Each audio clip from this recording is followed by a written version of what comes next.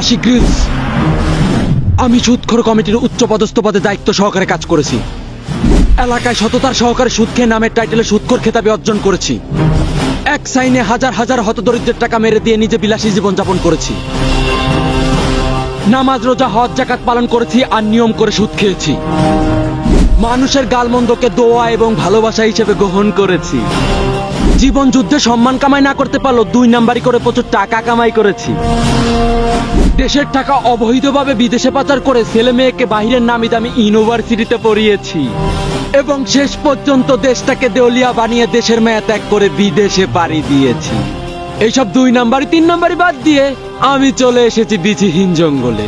আমি আপনাদের দেখাতে চাই এই জঙ্গলটাকে কেন বিচিহীন জঙ্গল বলা হয় এবং এটার কারণ কি।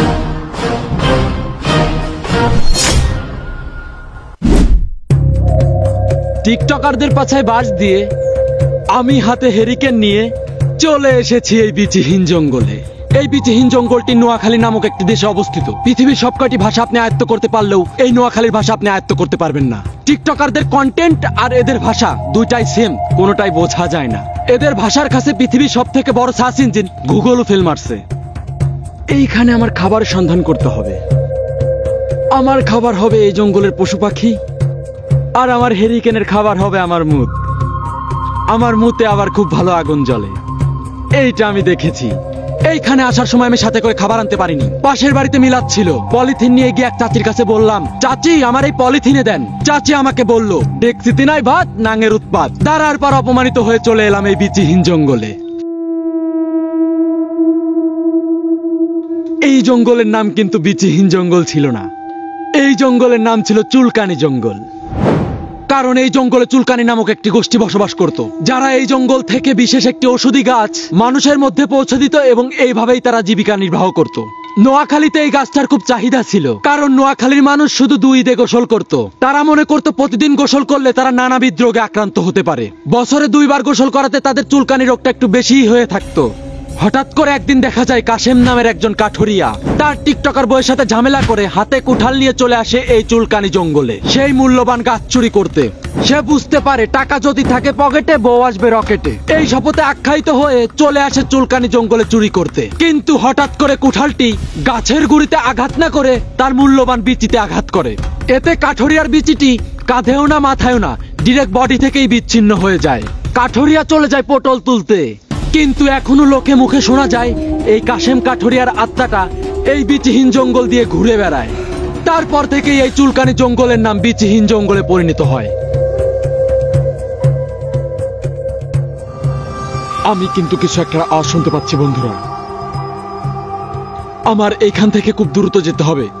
আমি চাই না কাশেম কাঠুরিয়ার হাতে পড়ে অকালে বিচি 2টা হারাই। আমার কাছে মূল্যবান সম্পদ এটাই, কারণ ভাইয়া পৃথিবীতে বিচি ছাড়া আপেলের কোনো দাম নাই। এইখানে তাপমাত্রা অনেক কম, অনেক শীত। এখন আমার মনে পড়তেছে সেই অবহেলিত বউ নামক শীতের বস্ত্রের কথা। সে এখন আমার সাথে থাকলে আমাকে এখন গরম করে রাখতো তার গায়ের চাদর দিয়ে। বাড়ি আমার বিয়ের কথা বলেছিলাম, কিন্তু আমার মা আমাকে বলল, বনে জঙ্গলে ঘুরে তোমার চেহারার যে হাল, সবাই মেয়ে বিয়ে দেওয়ার জন্য টাকা গুছায়, আর আমার তোমাকে বিয়ে দেওয়ার জন্য টাকা গুছাইতে হবে। আমি তখন মাকে বললাম, যদি থাকে গাড়ি, হাজারো নারী আসবে বাড়ি, টেনশন নিও না মা। কারণ আমি এটা মনে করি, পকেটে যদি থাকে মাল, আসবে অনেক চাটের বাল। জীবনে এখনো অনেক কিছু করা বাকি আছে, তাই আব্বার দেওয়া জীবনটা নিয়ে দ্রুত এখান থেকে পালাইতে হবে। কারণ কাশেম কাঠুরিয়ার কবলে যদি আমি পড়ি, তাহলে আপেল থাকবে, আপেলের বিচি থাকবে না। এই কাঠুরিয়ার আত্মা আমাকে ধাওয়া করতেছে, আমি তার সাউন্ড পেয়েছি। সে আমার পিছু পিছু আসতেছে। আমার এখন জলদি যেতে হবে এখান থেকে। যদি জানতাম অ্যাডভেঞ্চারে এসে ভূতের কবলে পড়তে হবে, তাহলে সাথে করে আমার হেরিকেন টানতাম না। কারণ আগুন থাকার জন্য ভূত আমাকে দেখে ভয় পাচ্ছে না, কারণ ভূতের প্রিয় জিনিস হচ্ছে আগুন। আর ভূত ভয় পায় সাধারণত প্রস্রাব দেখলে। তো আপনারা কখনো ভূত দেখলে ভয় পাবেন না, ইনস্ট্যান্ট জায়গায় তারা মুতে দেবেন, বসার টাইম নেবেন না।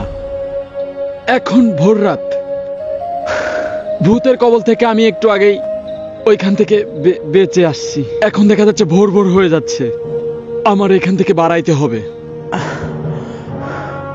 আর কয়েক ঘন্টা মাত্র আমার এখানে সার্ভাইভ করতে হবে। আমি যদি এখান থেকে বেঁচে ফিরতে পারি, তাহলে অবশ্যই 7 নম্বর এপিসোডে আপনাদের সাথে আমার দেখা হবে। এইখানে প্রচুর শীত পড়তেছে, তো আমার বেঁচে থাকতে হলে ভূতের ভয় করা যাবে না, দ্রুত আগুন জ্বালাইতে হবে, কারণ এখানকার তাপমাত্রা অনেক কম, প্রায় 100 ডিগ্রি সেলসিয়াস। বুঝতেই পারছেন তাহলে কি অবস্থা। আগুন আমি জ্বালিয়েছি, ভূত যদি এখন আমার কাছে আসে তো আমি ইনস্ট্যান্ট আমার জামা কাপড় খুলে ফেলবো, আর জামা কাপড় খুললে আমাকে ভূতের মতোই লাগবে। তো এক ভূত কখনো আর এক ভূতকে আক্রমণ করে না। আজকের রাতটা আমার এখানেই সারভাইভ করতে হবে। এইখানে অনেক রকমের ভূত আছে যারা এই আগুন দেখলে আমার কাছে আসবে। আমার পিছনে দেখা যাচ্ছে ভূত, আমার বিচি কান দিয়ে ছিঁড়ে ফেলবে।